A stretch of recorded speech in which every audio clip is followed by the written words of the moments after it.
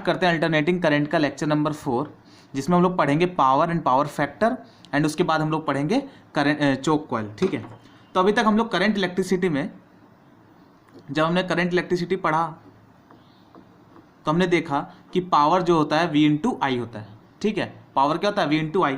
तो वहां तो कोई दिक्कत नहीं था क्योंकि V भी कांस्टेंट था और I भी कांस्टेंट था।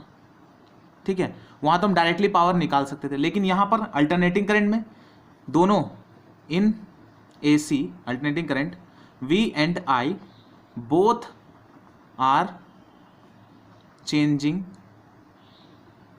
विद रिस्पेक्ट टू टाइम, दोनों ही टाइम रिस्पेक्ट में चेंज हो रहे हैं। ठीक है, जैसे अगर मैं एग्जांपल ले लूं कि V हो जाएगा V naught sine omega t और I क्या हो जाएगा I equals to I not sine, suppose कोई फेज वोल्टेज और करंट में फेज डिफरेंस हो भी सकता है, नहीं भी हो सकता है, वो डिपेंड करता है कैसा सर्किट है, क्या लगा रहे हैं हम लोग। ठीक है, तो सपोज मैं जनरल फेज डिफरेंस ले लेता हूँ फाइव। ठीक है, तो ओमेगा टी प्लस फाइव, तो ये फाइव क्या हो जाएगा फेज डिफरेंस हो जाएगा। फाइव क्या है फेज डिफरेंस।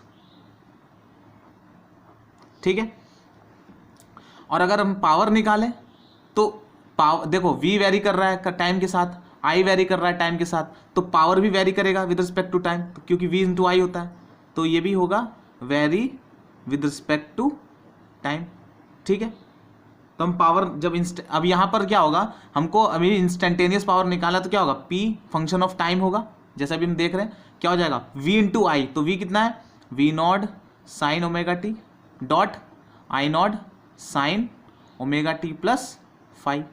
क्लियर है इतना। अगर हमको कोई बोले कि इस टाइम पे पावर कितना होगा, कोई टाइम की वैल्यू दे तो हम डायरेक्टली यहाँ पर इंस्टेंटेनियस पावर निकाल सकते हैं। ठीक है, इंस्टेंटेनियस इलेक्ट्रिकल पावर निकाल सकते हैं हम डायरेक्टली, लेकिन हमको क्या यूज़ करना है, हमको हमेशा कुछ वैल्यू, हमको क्या निकालना है, इसका एवरेज पावर यूज़ करेंगे हम लोग। क्या यूज़ करेंगे हम यहाँ पर, क्या कैलकुलेट करेंगे एवरेज पावर कैलकुलेट करेंगे, क्योंकि हमको एक जनरल सा फॉर्मूला चाहिए। अगर हमसे बोलेगा कि इसी टाइम पे पावर निकालो तब तो हम पावर निकाल देंगे इजीली, लेकिन अगर एवरेज पावर की बात करता तो हम एवरेज पावर निकालते कैसे हैं, एवरेज पावर को लिखेंगे कैसे, ऐसे लिख सकते हैं। ठीक है, या फिर ऐसे बोल दो, जैसे भी लिखना है लिख सकते हो। ठीक है, तो जो एवरेज पावर हो जाएगी या फिर डायरेक्टली लिखो P एवरेज जो हो जाएगा, मैं क्या करूँगा इसका एवरेज ले लूँगा, तो V naught sine omega T, average लेने का शॉर्ट ट्रिक बताया था, कोई जरूरत नहीं इंटीग्रेशन करने का, ओमेगा टी प्लस फाइव, तो इसका मैं एवरेज ले रहा हूँ। ठीक है, सबसे पहले मैं इसको ओपन कर लेता हूँ साइन A प्लस बी को, तो हो जाएगा P एवरेज इसको to V not I not sine omega t. ठीक है, एवरेज ले लेना। आई इसका साइन ओमेगा टी का साइन A प्लस बी का फॉर्मूला क्या होता है, इसका फॉर्मूला होगा sine A cos B plus cos A sine B, क्या हो जाएगा sine omega t dot cos phi plus cos omega t dot sine phi. Clear इतना। तो इसका एवरेज, तो P एवरेज क्या हो जाएगा, पहले इसको ढंग से ओपन कर लेते हैं, तो हो जाएगा V नॉट आई नॉट, अंदर क्या हो जाएगा sine square omega t cos phi plus यहाँ हो जाएगा sine omega t cos omega t dot sine phi. Clear है, इसी का एवरेज निकालना है हमको। नेक्स्ट स्टेप में P एवरेज इसको to V not I naught, मैं इसको क्या लिख दूंगा, अब अभी ऐसे लिखने दूंगा sign square omega t cos five. ठीक है, प्लस अब मैं इसको क्या लिख दूंगा साइन टू ओमेगा टी लिख सकता हूँ, साइन टू ओमेगा टी, क्योंकि टू ऊपर मल्टीप्लाई कर दूँ, टू डिवाइड कर दूँ तो अपॉन टू, साथ में क्या आ जाएगा साइन फाइव। क्लियर है इतना। अब मैं क्या करूँगा, ये इसका एवरेज निकालना है हमको, पहले अंदर मल्टीप्लाई कर दो तो P एवरेज हो जाएगा हमारा V not I not sine square omega t, ठीक है, cos phi plus V not I not sine two omega t upon two dot sine phi. ठीक है, इन पूरे का एवरेज। अब मैं क्या करूंगा, एवरेज निकालना तो मैं अलग अलग ले लूंगा, इसका एवरेज एक बार, इसका एवरेज एक बार, कर सकते हैं हम लोग एवरेज। मैंने फर्स्ट लेक्चर में बहुत अच्छे से समझाया था इसका। तो V not I not sine square omega t, अच्छा cos five V not I not ये सब कांस्टेंट है तो बाहर लिख लेता हूँ, और ये एवरेज किस पे लगेगा साइन स्क्वायर ओमेगा टी पे। ठीक है, कांस्टेंट को निकाल सकते हो एवरेज से। फिर V नॉट आई नॉट बाहर, टू बाहर, साइन फाइव बाहर, एवरेज किस पे लगेगा साइन टू ओमेगा टी पे। ठीक है, और पहले लेक्चर्स में मैंने बहुत अच्छे से समझाया कि साइन टू ओमेगा टी अगर लिखा हो, साइन टू थीटा लिखा है कहीं, उसका एवरेज वैल्यू जीरो होती है, और साइन स्क्वायर थीटा की एवरेज वैल्यू क्या होती थी 1/2, तो ये तो हमारा पूरा टर्म जीरो हो जाएगा, ये वाला पूरा टर्म जीरो हो गया। ठीक है, बचा क्या ये, तो P एवरेज हो गया हमारा V not I not sine average की वैल्यू कितनी है, साइन स्क्वायर ओमेगा टी की, तो 2 1/2 तो अपॉन 2 cos फाई। ठीक है, तो इसको फर्दर सॉल्व करते हैं, तो ये हो जाएगा P average equals to V naught I naught half cos phi. Clear है ना।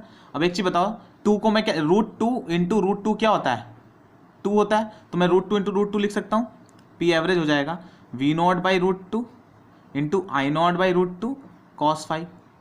और ये बताओ ये क्या होता है, वी नॉट बाई √2 क्या होता है, V R M S value क्या होती है, V naught by peak value upon √2, peak value of current upon √2 I R M S. तो क्या हो जाएगा, पी एवरेज हो जाएगा हमारा V R M S dot I R M S into cos phi. ये हमारा पावर का फॉर्मूला हो जाएगा, जनरल फॉर्मूला एवरेज पावर निकालने का। अगर कोई इंस्टेंटेनियस पावर की बात कर रहा है, इंस्टेंटेनियस पावर हम किस फॉर्मूले से निकालेंगे, वही v इंटू आई कर देंगे, टाइम के रिस्पेक्ट में पावर का फॉर्मूला होगा, और उसको फर्दर सॉल्व करके हम डायरेक्टली निकाल सकते हैं। ठीक है, इस जो ये cos फाई है, ये जो cos फाई इसको हम पावर फैक्टर बोलते हैं। क्या बोलते हैं, पावर फैक्टर।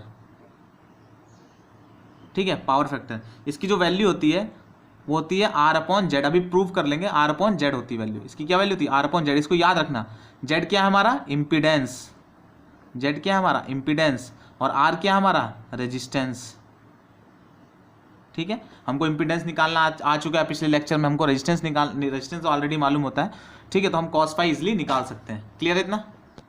यहाँ पर ये ध्यान रखना है हमको कि जो cos फाई हमने निकाला है, cos फाई पावर फैक्टर, उसमें फाई क्या होता है, फेज डिफरेंस होता है। वोल्टेज और करंट के बीच में क्या फेज डिफरेंस है वो हमको मालूम होता है। जैसे हमको, अगर मैं प्योरली रेजिस्टेंस सर्किट की बात करूं, तो वोल्टेज और करंट एक ही डायरेक्शन में रहता है, उनके बीच में कोई फेज डिफरेंस नहीं रहता, तो फाई की वैल्यू हो जाएगी 0 और cos फाई कितना हो जाएगा 1। ऐसे LR सर्किट में, ऐसी CR सर्किट में, मैंने दोनों में फेज डिफरेंस का फॉर्मूला बताया, फेज डिफरेंस निकालना सिखाया था। ठीक है, तो उसका ही यूज़ करके हम सर्किट को एनालाइज करते हैं। देखो जैसे सर्किट लेता हूँ, पहला सर्किट मैं ले लेता हूँ प्योरली रेजिस्टिव सर्किट। प्योरली तो सिर्फ रेजिस्टेंस लगा होगा। ठीक है, प्योरली रेजिस्टिव सर्किट। बताओ इसमें वोल्टेज और करंट का डायरेक्शन सेम ही होता है, कोई फेज डिफरेंस नहीं होता। रेजिस्टेंस के अराउंड जो क्रॉस जो वोल्टेज होता है और जो करंट होता है, दोनों सेम फेज में होते हैं, इनके बीच में फेज डिफरेंस कितना होता है, 0। तो फाई कितना, अभी हम लोग पढ़े स्टार्टिंग लेक्चर्स में, यही देखे हमने। ठीक है, तो फाई 0 हो गया। पावर फैक्टर कितना हो जाएगा, cos 0 इक्वल्स टू 1, तो cos फाई की वैल्यू कितनी हो जाएगी, 1। क्लियर है इतना। तो पावर फैक्टर हमारा कितना है, 1। तो अगर मैं पावर एवरेज पावर निकालने की बात करूं तो प्योरली रेजिस्टेंस सर्किट में क्या लिखेंगे, V R M S into I R M S. cos phi की वैल्यू कितनी होगी, 1 होगी। ठीक है, ध्यान से अच्छे समझना। सेकंड सर्किट क्या है हमारा, अगर सिर्फ इंडक्टिव सर्किट है, मतलब प्योरली इंडक्टर लगा हुआ है सिर्फ, तो इसमें क्या होता था, करंट लैग करता था। मैंने क्या कहा था, एल मतलब लैग समझो कि करंट लैग करेगा। तो करंट कितना 90 डिग्री, करंट यहाँ चल रहा है, पोटेंशियल यहाँ चल रहा था, वोल्टेज यहाँ चल रहा था, तो इनके बीच में कितना फेज डिफरेंस था, π/2 का। ठीक है, तो फाई की वैल्यू कितनी, फेज डिफरेंस π/2, तो cos फाई कितना हो जाएगा, cos π/2 कितना होता है, 0। तो मतलब क्या है, जब इंडक्टर लगाओ किसी सर्किट में तो हमारा एवरेज वैल्यू कितनी होती है, पावर की 0 होती। तो इसका मतलब ये थोड़ा ना कि वो पावर कंज्यूम नहीं करता, पावर कंज्यूम करता है, लेकिन एवरेज वैल्यू जो होती है वो 0 हो जाती है, क्योंकि नेगेटिव पॉजिटिव ऐसे चेंज होता रहता है ना। तो जो एवरेज वैल्यू आती है वो 0 होती है, किस केस में, इंडक्टर के केस में। ठीक है, थर्ड अगर हम देखा जाए तो थर्ड हमने क्या देखा था, खाली कैपेसिटर देखा जाए, कैपेसिटिव सर्किट देखा जाए, सिर्फ कैपेसिटेंस लगा हुआ है। तो इस केस में क्या था, इस केस में करंट लीड कर रहा था, करंट आगे था और वोल्टेज पीछे था, कितना था, 90 डिग्री से। तो फिर यहाँ पर क्या होगा, फाई एंगल कितना हो गया, π/2। इस केस में भी cos π/2 कितना हो जाएगा, 0। मतलब पावर फैक्टर इस केस में 0, इस केस में भी 0, बस इसमें 1। क्लियर इतना। तो यहाँ पर इन दोनों के केस में एवरेज पावर कितनी आएगी, 0 आएगी। क्लियर है। अब नेक्स्ट देखते हैं फोर्थ। मैं अगर LR सर्किट की बात करूँ, LR सर्किट में रेजिस्टेंस भी लगा हुआ है और उसके साथ सीरीज में इंडक्टर भी लगा हुआ है, RL। तो याद करो, मैंने बताया था अच्छे से कि तुम्हारा जो कुछ इस तरीके से होता है, ये तुम्हारा R है, इधर इसी साइड में क्या होता था, करंट रहता था। ठीक है, ये वोल्टेज, रेजिस्टेंस का वोल्टेज इधर ही रहता था और करंट भी इधर ही रहता था, और जो इंडक्टर का वोल्टेज किधर रहता था, यहाँ रहता था। ठीक है, इनके बीच में, और जो नेट तुम्हारा जो मतलब इनके बीच में जो देखो, ये रेजिस्टेंस के कारण इधर था वोल्टेज और करंट एक ही से फेज में, और इंडक्टर के कारण इधर था, लेकिन जो नेट आता था इनके बीच में वो ये आता था। तो हमारा फेज कितना होता था, फाई होता था। मैंने पिछले लेक्चर में अच्छे से बताया, ये क्या कहा था मैंने कि VL चाहता है π/2 रखना फेज डिफरेंस करंट के साथ, ठीक है, करंट के साथ, लेकिन VR चाहता है सेम फेज में रखना। तो इन दोनों के बीच की वैल्यू आती थी। ठीक है, ये क्या था, V0 थी। क्लियर है ना। उसके बाद मैंने ये भी बताया था कि इस सर्किट को अगर मैं ऐसे लिख दूँ, VL की वैल्यू क्या होती थी, I0 इंटू R, सॉरी यहाँ V0 लिख लो, V0 L V not R, ठीक है, मतलब आर की मैक्सिमम वैल्यू और एल के अक्रॉस मैक्सिमम पीक वैल्यू, ठीक है। तो इसको क्या लिखते थे याद करो, i not R, i not into XL, इसको आई नॉट इंटू आर याद करो लिखते थे। तो इसको मैं आपके क्या लिख दूंगा, आर, यहाँ क्या लिख देता था एक्सएल, तो ये क्या हो जाता था, ये जेड हो जाता था, याद करो, ये एंगल फाई होता था। तो ये जो फाई की वैल्यू यहाँ से आती थी, ये एक्सएल हो जाता था, सेम एक्सएल इधर इधर ये वैल्यू सेम ही होती थी, मतलब ये जो इतना डिस्टेंस है यही इधर एक्सएल की डिस्टेंस यहाँ रख दिया मैंने उठा के। तो यहाँ अगर मैं यहाँ से कॉस फाई निकालूँ तो कितना आएगा, यहाँ पर जो कॉस फाई आ जाएगी, यहाँ फेज डिफरेंस कितना है फाई, तो कॉस फाई की वैल्यू कितनी आएगी बताओ, XL by sorry cos phi की वैल्यू जाएगी आर बाई, कॉस फाई होता था बेस अपॉन हाइपोटेंस, बेस कितना है हमारा आर, हाइपोटेनस कितना है जेड, तो कितना हो जाएगा आर बाई जेड। याद करो मैंने अभी पहले लिखवा भी दिया था डायरेक्टली फॉर्मूला, फॉर्मूला क्या होता है आर बाई जेड होता है, क्लियर इतना। तो क्या हो जाएगा आर जेड, इस केस में क्या होता था जब एल आर सर्किट था तो XL square plus R square. अब यहाँ से कंफर्म भी कर सकते हो कैसे, अगर मैं आर की प्योरली रेजिस्टिव सर्किट बोलूँ, अगर प्योरली रेजिस्टिव सर्किट है तो देखो कितना होगा, अगर प्योरली रेजिस्टिव सर्किट है तो एक्सएल 0 होगा, आर कट जाएगा, कॉस फाई की वैल्यू कितनी हो जाएगी 1 हो जाएगी। तो यहाँ पर देखो प्योरली रेजिस्टिव के लिए 1 आया था कॉस फाई की वैल्यू। अगर तुम्हारा प्योरली इंडक्टिव सर्किट है, मतलब सिर्फ इंडक्टर लगा हुआ है, तो आर की वैल्यू 0 हो जाएगी, तो कॉस फाई 0 हो जाएगा। तो देखो यहाँ कॉस पाई बाई 2 कितना जाता है 0 आ रहा था, मतलब पावर फैक्टर 0। तो ये फॉर्मूला हर जगह वैलिड है, ठीक है, ऐसा नहीं कि सिर्फ इसी फॉर्मूले के लिए, हर जगह वैलिड है, लेकिन वहाँ हम लोग को डायरेक्टली दिख रहा था, बट यहाँ पर हमको डायरेक्टली दिखता नहीं है, ठीक है। यहाँ फिफ्थ देखो सी आर सर्किट, ये रेजिस्टेंस लगा दिया, फिर ये कैपेसिटर लगा दिया। इस केस में क्या होता था, अब मैं डायरेक्टली लिख दूंगा, इधर आर आता था, इधर तुम्हारा एक्सी आता था, याद करो पिछला लेक्चर एक बार फिर से देख लेगा नहीं याद आ रहा है, इधर एक्सी आता था और ये जेड आता था इधर, और फेज डिफरेंस कहाँ होता था ये होता था, ठीक है। तो मैं अगर कॉस फाई इस केस में निकालूँ तो परपेंडिकुलर ये है, ठीक है, सॉरी बेस अपॉन हाइपोटेनस कितना है जेड, ये बेस आर है और हाइपोटेनस कितना है जेड, तो फाई इसका होता तो कॉस फाई कितना हो जाएगा कॉस फाई, फिर वही फॉर्मूला आर बाई जेड। इस केस में फॉर्मूला सेम रहेगा, फॉर्मूला कभी चेंज नहीं रहेगा, बस वैल्यू चेंज हो जाएगी। यहाँ आर बाई इम्पीडेंस क्या हो जाएगा बताओ, यहाँ कैपेसिटर है तो XC square plus R square हो जाएगा, क्लियर इतना। तो हमको कुछ करना नहीं है, सिर्फ ये देख लेना है हमको कि आर बाई जेड की वैल्यू क्या होगी। अगर प्योरली रेजिस्टिव सर्किट है तो आर की वैल्यू 0 करो तो कॉस फाई कितना हो जाएगा 1 हो जाएगा। इंडक्टिव सर्किट है तो आर की वैल्यू सॉरी प्योरली रेजिस्टिव में नहीं, प्योरली इंडक्टिव में, ठीक है, प्योरली इंडक्टिव है तो रेजिस्टेंस की वैल्यू 0, प्योरली रेजिस्टिव है तो इंडक्टेंस की वैल्यू 0, तो आर कट के 1 आ जाएगा तो कॉस फाई की वैल्यू 1 हो जाएगी। तो इस तरीके से हम सब यहीं से देख सकते हैं, ठीक है, कोई जरूरत नहीं सारे फॉर्मूला याद करने की, और फॉर्मूला क्या है तो बेसिक सी चीज़ है, क्लियर है इतना। नेक्स्ट कंसेप्ट स्टार्ट करते हैं चोक कॉइल। चोक कॉइल में, चोक कॉइल क्या होती है कि जैसे जो हमारी कंट्री में जो हाउस होल्ड वोल्टेज जो गिवन प्रोवाइडेड है कितना होता है 220 वोल्टेज होता है, 220 वोल्टेज, ठीक है, ये हमारे घर में आता है 220 वोल्टेज, और फ्रीक्वेंसी कितनी रहती है 50 हर्ट्ज, ठीक है। तो जैसे ट्यूबलाइट है, सपोज एक ट्यूबलाइट है, तो ये ट्यूबलाइट जो है वो लेस देन 220 वोल्टेज पे चलती है, ठीक है, वोल्टेज लेस देन 220 होना चाहिए, उस पर वर्क करती है। तो क्या 220 वोल्टेज हम इसको दे देंगे तब तो ये खराब हो जाएगी, ये वर्क नहीं कर पाएगी यहाँ पर, ठीक है, तो ये तो खराब हो जाएगी।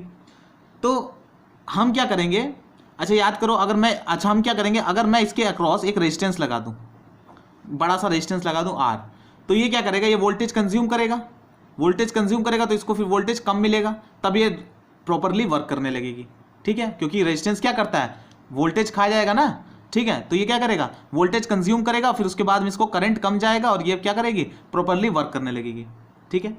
लेकिन अब रेजिस्टेंस की बात करें, अब ऐसा थोड़ी ना कि हम रेजिस्टेंस लगा के फर्जी पावर का लॉस कर रहे हैं, ये भी तो पावर खा रहा है, पावर का लॉस फर्जी हम कर नहीं सकते, ठीक है, कुछ ना कुछ तो जुगाड़ लगाना पड़ेगा। तो इसके लिए पहले मैं लिख देता हूँ, फिर से जो मैंने बोला उसको लिख देता हूँ, फिर उसके बाद आगे समझते हैं। तो एक बार देख लेते हैं, at most places the household electric supply is 220 volt and 50 hertz, ठीक है।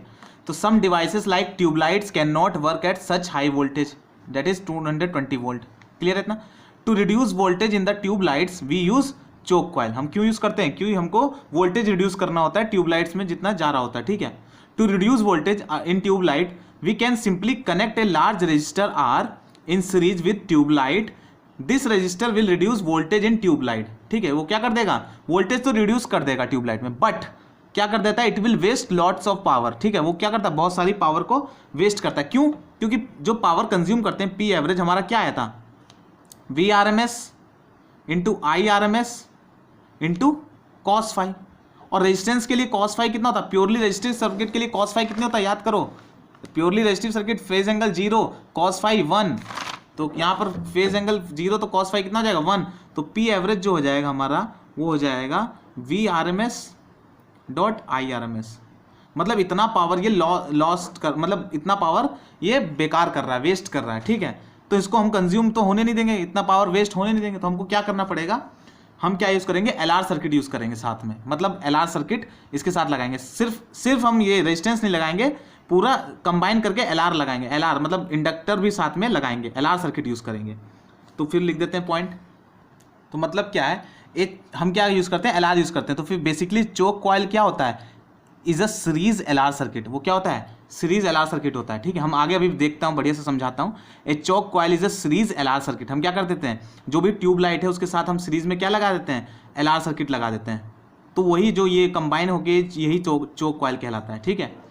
The function of choke coil is to reduce the voltage in the tube light. मतलब हम उसका काम क्या है कि वोल्टेज को रिड्यूस करना without wasting too much power, without wasting too much power. Clear है इतना? तो आप समझते हैं अच्छे से। चलो देखते हैं। ये मैंने एक ट्यूबलाइट लगा दी, यहाँ पर फिर मैंने एक चोक कॉइल लगा दी। इस कंप्लीट कॉम्बिनेशन को क्या बोलेंगे, चोक कॉइल, ठीक है। एक रेजिस्टेंस लगा दिया, एक इंडक्टेंस लगा दिया। अब यहाँ क्या होगा कि हमको क्या करना है, अच्छा जैसे पी एवरेज हमने निकाला, पी एवरेज क्या आया था, V R M S I R M S into cos phi, ठीक है। और कॉस फाई की वैल्यू क्या होती है, आर बाई जेड। मतलब क्या है, अगर मुझे कॉस फाई की वैल्यू कम करनी तभी तो पी एवरेज की वैल्यू कम आएगी, क्योंकि अगर कॉस फाई की वैल्यू ज़्यादा आएगी तो पी एवरेज भी ज़्यादा आएगा, तो वेस्ट होगा ज़्यादा पावर। अगर कॉस फाई की वैल्यू कम आएगी तो पी एवरेज की भी वैल्यू कम आएगी, ठीक है इतना। तो पी एवरेज कम करने के लिए हम क्या करेंगे, इस आर की वैल्यू को स्मॉल करेंगे, और ये जेड वैल्यू क्या होना चाहिए, लार्ज होना चाहिए, ठीक है। जेड वैल्यू लार्ज होना चाहिए और आर की वैल्यू क्या होनी चाहिए, स्मॉल होनी चाहिए, तभी जाके ये ओवरऑल पावर क्या होगा, ओवरऑल जो पी एवरेज है वो रिड्यूस हो पाएगा, ठीक। तो जेड क्या होता है हमारा, जेड होता है under root XL square plus R square, यही तो होता है। तो हमारा क्या होना चाहिए, हमको जेड अगर लार्ज करना है तो आर को स्मॉल कर दो, इसको मतलब आर को स्मॉल करना है, सॉरी जेड को लार्ज करने के हमको आर को स्मॉल करना है और जेड को लार्ज करना है। तो ये स्मॉल करेंगे तो ये भी जेड भी स्मॉल हो जाएगा, लेकिन नहीं, हम क्या करेंगे, एक्सएल क्या होता है, ओमेगा इंटू एल। एक्सएल क्या होता है, ओमेगा इंटू एल। तो जेड को ज्यादा करने के लिए हमारा एक्सएल क्या होना चाहिए, इट शुड बी लार्ज, क्योंकि हमको जेड आर तो स्मॉल रखना है, लेकिन इसको लार्ज भी रखना है। तो हमको एक्सएल क्या करना पड़ेगा, बड़ा लगाना पड़ेगा। एक्सएल की वैल्यू क्या होनी चाहिए, लार्ज होनी चाहिए। एक्सएल की वैल्यू क्या होनी चाहिए, लार्ज होनी चाहिए। तो फिर क्या हो जाएगा, जैसे कॉस फाई हो जाएगा, अगर मैं अब लिखूं R by Z under root XL square plus R square. अगर मैं आर को नीचे ले आऊं और अंदर डिवाइड कर दूं तो क्या हो जाएगा, अंदर स्क्वायर जाएगा तो एक्सएल बाई आर का होल स्क्वायर प्लस 1 आएगा, ठीक है। अब आर स्मॉल है, आर स्मॉल है, बहुत छोटा है, तो बड़ा अपॉन छोटा, मतलब सपोज एक्सएल अपॉन 0 क्या होगा, इन्फानाइट होगा, और 1 अपॉन इन्फानाइट क्या होगा, 0 होता है। अप्रोक्स ये टेंडिंग टुवर्ड 0, 0 नहीं होगा। कॉस फाई की वैल्यू जो है वो किसको अप्रोच करेगी, 0 को, वेरी स्मॉल, मतलब 0 नहीं होगी, वेरी स्मॉल होगी, बहुत छोटा होगा, बहुत छोटा, ठीक है। तो यहाँ से हमको पता चल गया कि चोक कॉइल में अगर मैं ट्यूबलाइट के साथ रेजिस्टेंस खाली ना लगा के अगर मैं चोक कॉइल यूज़ करूं जिसमें एलआर सर्किट होता है, तो हमारा जो पावर कंज्यूम होता है वो देखो पी एवरेज क्या हो जाएगा, पी एवरेज अप्रॉक्स 0 हो जाएगा, मतलब पावर कंज्यूम ही नहीं करेगा, पावर वेस्ट नहीं होगा। तो फिर हम ट्यूबलाइट के अक्रॉस अगर वोल्टेज रिड्यूस करना है तो हम क्या यूज़ करेंगे, चोक कॉइल का यूज़ करते हैं, ठीक है। बहुत कम पावर वेस्ट होता है, बहुत कम। अगर ये 0 नहीं है, बहुत कम होगी तो पावर भी एवरेज बहुत कम होगा, ठीक है। तो बहुत कम पावर कंज्यूम करता है, ठीक है। तो thanks for watching this video. Next lecture में हम लोग देखेंगे एलसीआर सर्किट, नेक्स्ट लेक्चर में देखेंगे एलसीआर सर्किट, तीनों का कॉम्बिनेशन, ठीक है। तो thanks for watching this video.